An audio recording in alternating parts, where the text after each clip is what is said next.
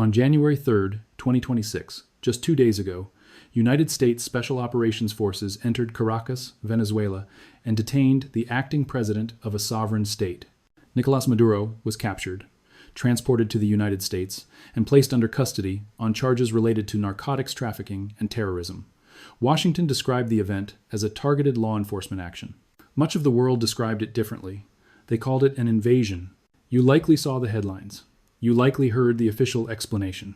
The President of the United States appeared before cameras and framed the operation as a matter of national security, a campaign against drug networks, and a defense of democratic values. But that explanation misses the core issue. This was about oil. More precisely, this was about the petrodollar. And it was about delivering a message to every energy-producing nation on the planet that selling oil outside the United States dollar system carries consequences enforced by force. Venezuela holds the largest proven oil reserves in the world, over 300 billion barrels, more than Saudi Arabia, more than Russia, more than Iraq.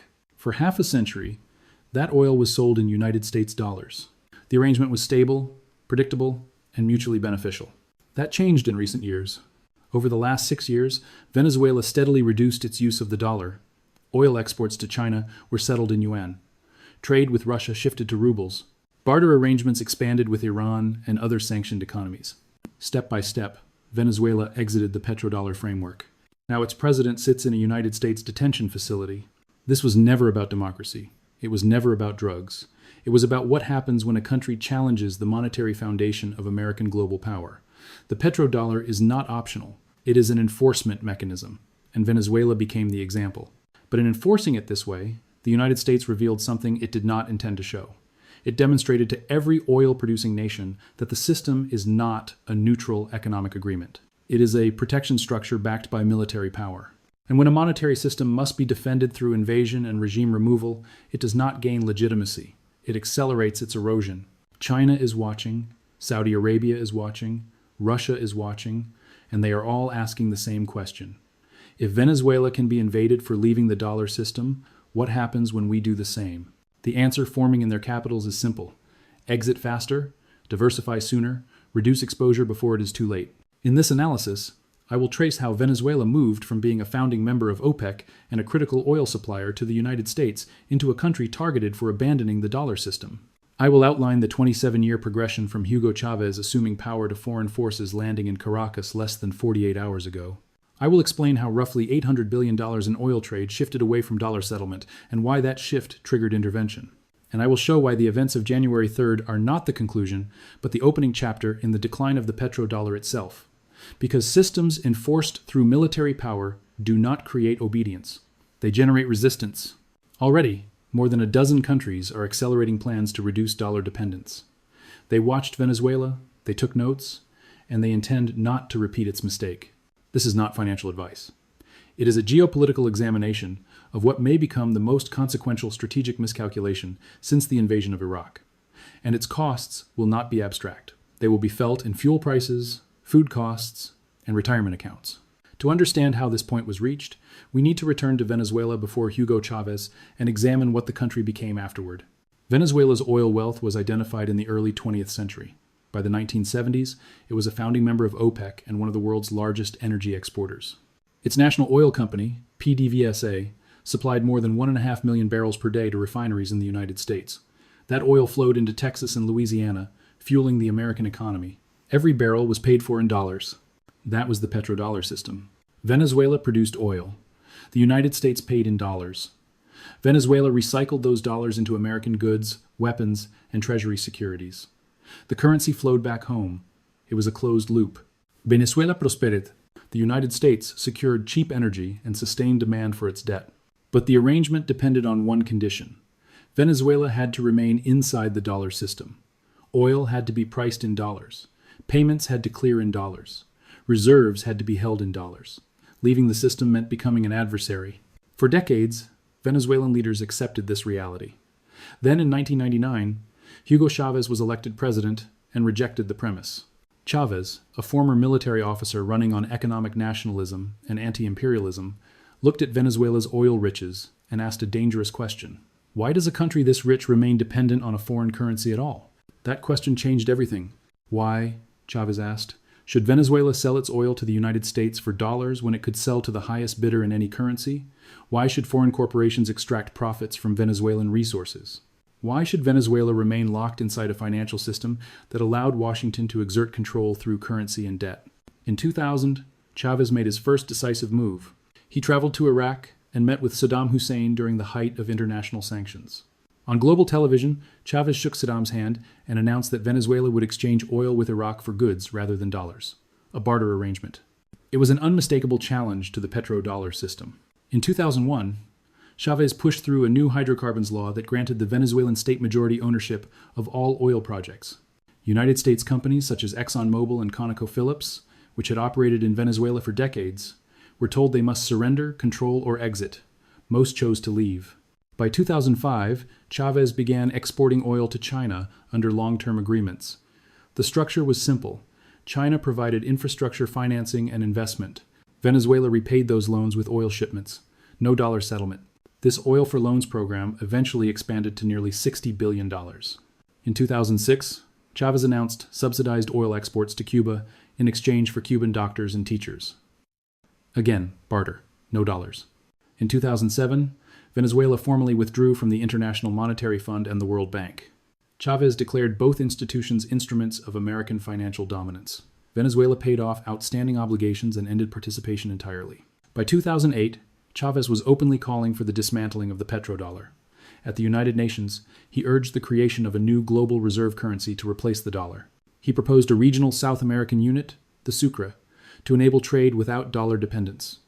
He strengthened alliances with Iran, Russia, and China around the idea of a non-dollar economic bloc. Washington was watching closely. Venezuela was not simply exiting the petrodollar system. It was attempting to build an alternative and persuade others to follow. If additional oil exporters adopted this model, the dollar-based energy system would fracture. But the United States did not invade in 2008. Instead, it pursued regime change by other means.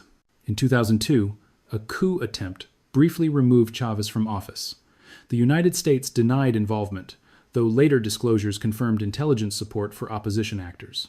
The coup collapsed within 48 hours, and Chávez returned to power. In 2004, Washington backed a recall referendum. Opposition groups were funded. Media campaigns intensified. The effort failed. Chávez won with nearly 60% of the vote. Unable to remove him directly, the strategy shifted to economic pressure. The objective became strangling Venezuela's economy until internal collapse produced political change.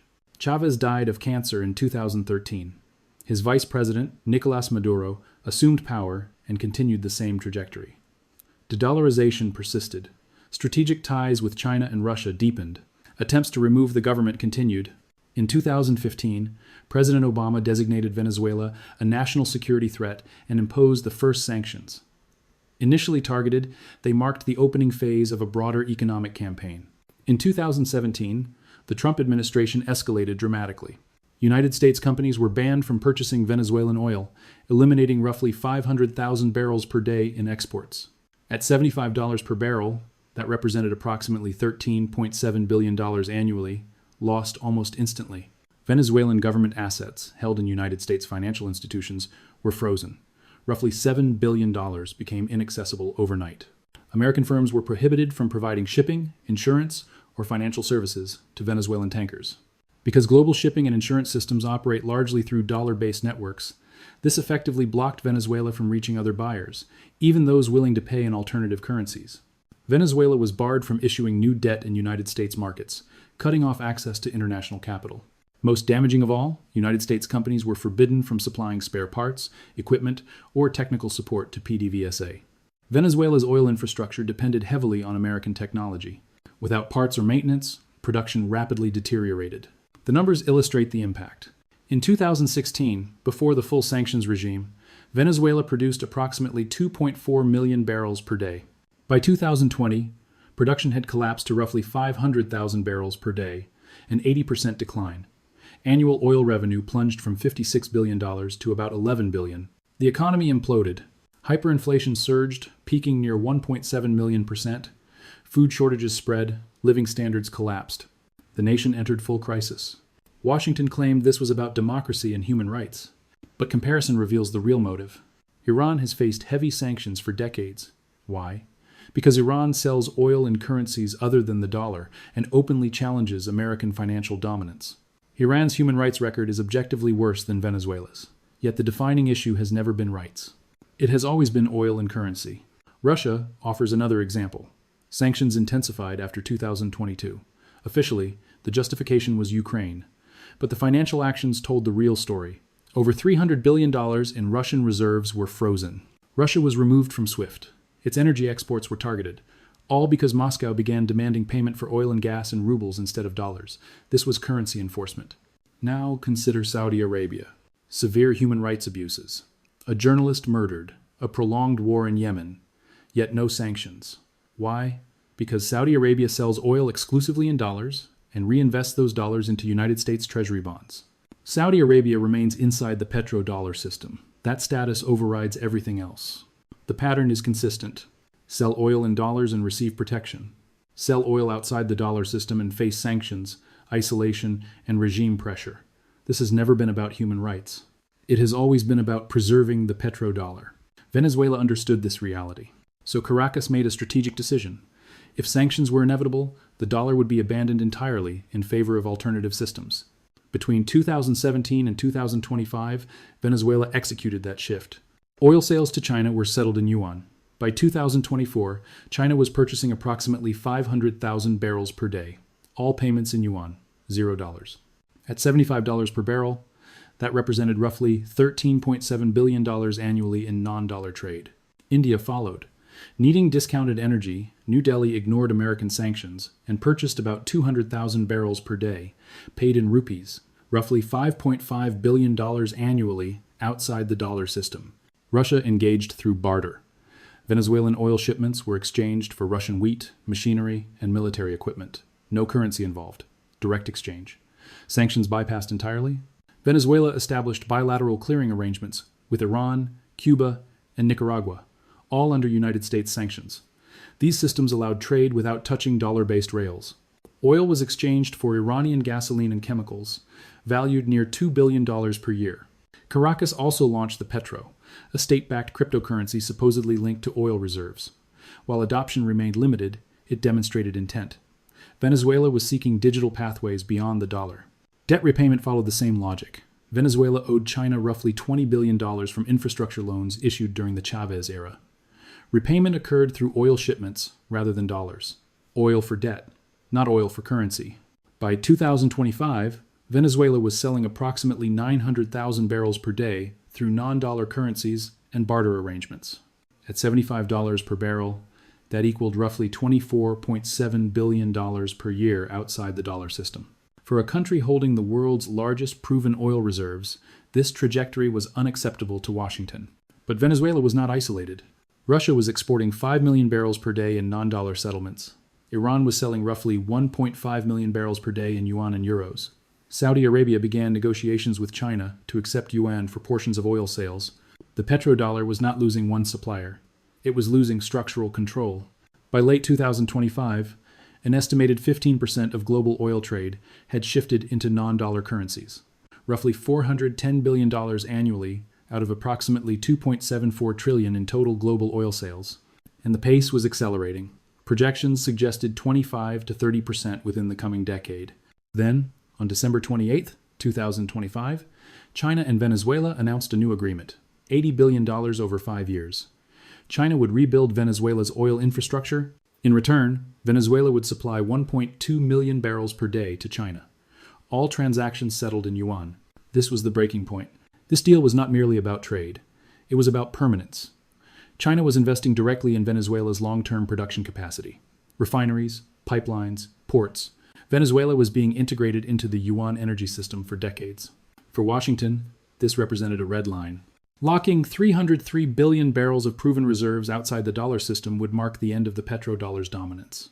And that is when the decision was made. Other nations will follow. Saudi Arabia will eventually pivot. And once that happens, the entire structure collapses.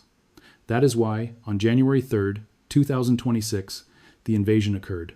At 3:47 a.m., local time, United States Special Operations Forces entered Caracas at multiple locations. The mission was executed under Title 10 military authority, not Title 50 covert action. This was not a hidden intelligence operation. It was an acknowledged military deployment. The official objective was the arrest of Nicolás Maduro under a 2020 federal indictment charging drug trafficking and narco-terrorism. Washington claimed Maduro was cooperating with Colombian cartels to funnel cocaine into the United States. The administration described the action as a law enforcement operation designed to bring a criminal to justice. But law enforcement did not conduct the raid. United States military special forces did. This was an act of war presented as policing. Maduro was seized inside the presidential palace. He was immediately transferred to a United States military aircraft and removed from Venezuelan territory. He is currently being held in a federal detention facility, awaiting trial. Within hours, the United States formally recognized Juan Guaidó as the legitimate president of Venezuela. Guaidó, who had claimed interim leadership since 2019, had been living abroad. He was flown back to Caracas on January 4th. The White House released a statement saying, quote, "Today, the United States took decisive action to dismantle a narco-terrorist regime responsible for immense suffering and a threat to hemispheric security. Nicolás Maduro is a criminal, not a president. His arrest is justice, not war." The rest of the world rejected that framing. China issued a statement calling the operation an illegal invasion and a violation of international law. Beijing said the United States had kidnapped a sitting head of state and demanded his immediate release. All diplomatic talks with Washington were suspended. Russia called an emergency session of the United Nations Security Council and introduced a resolution condemning the action and demanding withdrawal. The United States vetoed it. The vote was 14-1, with only Washington opposing. Even traditional American allies such as France abstained. The United Nations General Assembly convened an emergency debate. 147 countries voted in favor of a resolution condemning the operation as a violation of sovereignty. The United States and 4 others voted against, 28 abstained. But condemnations do not matter. Resolutions do not matter. What matters is what followed. The United States now controls Venezuela. A friendly government has been installed, and its first action was to restore Venezuelan oil sales to the dollar system. Within days, Acting President Guaidó announced that all future oil contracts would be denominated in United States dollars. The China Infrastructure Agreement was suspended pending review. PDVSA resumed sales to American refineries. Venezuela was forced back into the petrodollar system. But the signal sent to the world was not strength. It was coercion. The message was clear. The dollar system is enforced through invasion and regime change, and when a currency regime is sustained by military force, it inspires fear, not confidence. Fear accelerates exit. Now look at what happened next. In the 72 hours following the invasion, global energy markets reacted violently. Oil prices jumped from $74 per barrel on January 2nd to $89 by January 5th. A 20% increase in 3 days. Why? Because every oil-producing nation began asking whether they were next. If Saudi Arabia is negotiating yuan settlements with China, does that make it a target? The risk premium on oil surged overnight. At the same time, the yuan strengthened against the dollar. This was unprecedented. Historically, United States military action strengthens the dollar. This time, the yuan rose 1.8% in 2 days. Why? Because China positioned itself as the alternative to a dollar system enforced through force. For countries seeking diversification, the yuan suddenly appeared safer. Russia announced it was accelerating oil for goods barter programs with India, China, and BRICS partners. Russia's finance minister stated, quote, "Venezuela has shown us the cost of dollar dependence. We will not repeat that mistake." Saudi Arabia postponed defense renewal talks with Washington. Riyadh is now reconsidering whether United States security guarantees justify continued exposure to a system that punishes independence. Talks with China have accelerated to settle up to 20% of oil sales in yuan. OPEC released a statement expressing grave concern over the use of military force in disputes involving energy sovereignty. Translated, every producer now considers itself vulnerable. 14 countries issued a joint declaration calling for the creation of an alternative international payment system independent of the United States dollar. The signatories included China, Russia, Iran, Brazil, South Africa, Indonesia, Turkey, and 7 others. This was not symbolic. This was the formation of a formal non-dollar bloc. The invasion of Venezuela was intended to reinforce the petrodollar by forcing the world's largest oil reserve back into the dollar system. But the secondary effects are the opposite. It is accelerating de-dollarization because it revealed to every nation that the dollar system is not a voluntary economic framework. It is a coerced structure enforced by military power. Countries do not want to remain inside a system where exit leads to regime change. Now let's examine the long-term consequences, because this is where the situation becomes far more dangerous for the United States. Venezuela is now a case study. It will be analyzed in every foreign ministry and central bank across the world. The lesson is simple. A country with the largest proven oil reserves attempted to leave the petrodollar system. It sold oil in yuan. It built barter networks. It established bilateral payment mechanisms. And the United States responded by invading, removing the government, and installing a compliant regime that returned the nation to dollar pricing. The conclusion is unavoidable. The dollar is no longer sustained by economic strength. It is sustained by military enforcement. That changes everything. For 50 years, the dollar held reserve status because it was liquid, trusted, and stable. Nations held dollars because they were useful. Dollars were universally accepted. Dollars were supported by the largest economy on earth. This was soft power. This was economic dominance. Now the petrodollar is upheld through hard power. Attempting to leave results in invasion. This fundamentally alters how countries perceive the dollar. They no longer hold dollars because they are useful. They hold them because they fear the consequences of not doing so. And a currency maintained by fear rather than strength is inherently fragile. The moment countries believe escape is possible without invasion, they will take it. That moment is approaching. China is providing that exit. The Belt and Road Initiative is constructing infrastructure across 150 nations. The Asian Infrastructure Investment Bank is supplying development financing. The CIPS payment network offers an alternative to SWIFT. China is enabling trade, investment, and growth without reliance on the dollar. Most importantly, China is offering security guarantees to nations that join its system. The China-Russia-Iran axis now functions as a counterweight to American power. For a mid-sized oil exporter like Kazakhstan, Nigeria, or Angola, selling oil in yuan becomes viable if China provides protection against retaliation. China may not prevent an invasion outright, but it can raise the cost enough to deter one. This is the new reality. It is no longer about economics. It is about security. The United States offers access to dollar markets in exchange for loyalty to the petrodollar. China offers access to yuan markets and military backing in exchange for departure from it. After January 3rd, more countries will accept China's offer. Here is how this unfolds. In the first quarter of 2026, January through March, Venezuela is forced back into the dollar system, but global oil markets destabilize. Oil reaches $95 per barrel. Gasoline in the United States climbs to $4.20 per gallon. Nations quietly accelerate de-dollarization to avoid becoming the next example. In the second quarter, April through June, Saudi Arabia announces it will accept yuan for 15% of oil exports to China. It is framed as diversification, not politics. The effect is identical. The petrodollar loses Saudi Arabia. Oil rises to $115 per barrel. The dollar falls 4% against major currencies. In the third quarter, July through September, Nigeria, Angola, and Kazakhstan declare that portions of their oil exports will be priced in yuan. They are smaller producers, but the signal is unmistakable. The dollar's share of global oil trade drops from 85% to 72% in a single quarter. Oil hits $118 per barrel. U.S. gasoline reaches $5.60 per gallon. In the fourth quarter, October through December, the United States threatens sanctions against countries accepting yuan for oil. The move backfires. More nations interpret this as proof that the dollar system is coercive. BRICS nations announce a new reserve currency backed by a basket of commodities including oil, gold, and rare earth elements. Oil climbs to $134 per barrel. The dollar falls 18% from its January peak. Its share of global reserves drops below 50% for the first time since World War II. U.S. import prices surge. Inflation reaches 11% amid recession. The Federal Reserve is trapped. Raising rates high enough to curb inflation would bankrupt the government. Gasoline approaches $8 per gallon. The American standard of living deteriorates rapidly. The United States is forced to accept a multipolar currency world. The dollar remains relevant, but it is no longer dominant. The era of American economic hegemony built on the petrodollar is over. And it ended because the United States chose to enforce the system through military power rather than sustain it through economic strength. The invasion of Venezuela on January 3rd, 2026, will be remembered as the moment the petrodollar died.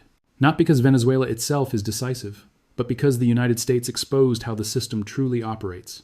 It is maintained by force, and once that reality is revealed, the system cannot survive.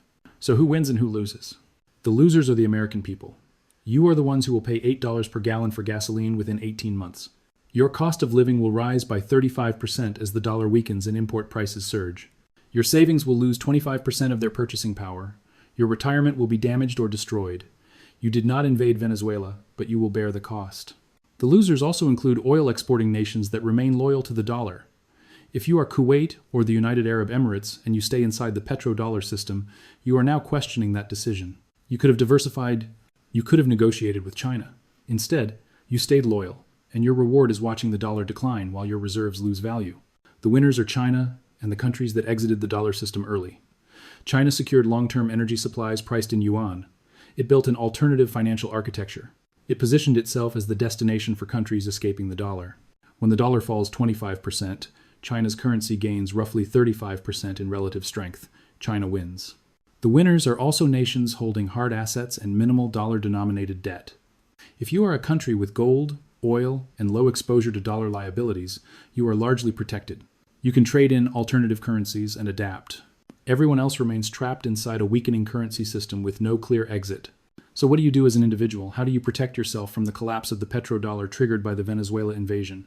First, reduce dollar exposure immediately. If your assets are held in dollar cash or bonds, you face losses of 25 to 35% over the next 24 months. Move roughly 40% of liquid assets into foreign currencies, gold, or assets that preserve value during dollar decline. Second, buy energy stocks. Oil is heading toward $150 per barrel. Energy companies will post record profits. Exxon, Chevron, ConocoPhillips, Occidental, these firms benefit from high oil prices and rising dividend payouts. Third, buy gold and commodities. Gold is currently near $2,500 per ounce. Fourth, prepare for higher living costs. Budget for gasoline between $7 and $8 per gallon by late 2027. Budget for food costs up 40%. Budget for imported goods up 35%. This is not optional. It is coming. Fifth, watch geopolitics closely. If the United States invades another oil-exporting nation, the timeline accelerates. If Saudi Arabia announces yuan acceptance, that is the trigger. Position yourself before the announcements, not after. Sixth, understand this is not temporary. The petrodollar is not returning. The system that allowed the United States to print unlimited money for 50 years is ending. What follows is adjustment. A lower standard of living, higher prices, and a weaker currency. This is the new reality. The invasion of Venezuela on January 3, 2026, was presented as a law enforcement action against a narco-terrorist regime. In reality, it was the final, desperate act of an empire trying to preserve a collapsing monetary system. The United States invaded a sovereign nation to force it back into the dollar system. In doing so, it showed the world that the petrodollar is sustained by military force rather than economic strength. That revelation accelerated the very collapse it was meant to prevent. Countries are now racing to exit the dollar system before they become the next Venezuela. The petrodollar is not dying in 10 years or 5 years, it is failing now. And you have 12 to 18 months before the consequences fully reach your finances. The age of the petrodollar is ending. The era of dollar dominance is ending. What comes next is a multipolar world where the United States is one power among several, not the central authority. Your cost of living is set to double. Your savings are likely to lose a third of their value. You cannot stop this process. But you can protect yourself if you act early. Subscribe to this channel. In the next video, I will explain what happens when governments realize the currency is collapsing and begin searching for assets to seize. The target is retirement accounts. $7.3 trillion in pensions and savings. There is precedent. Argentina did it. Poland did it.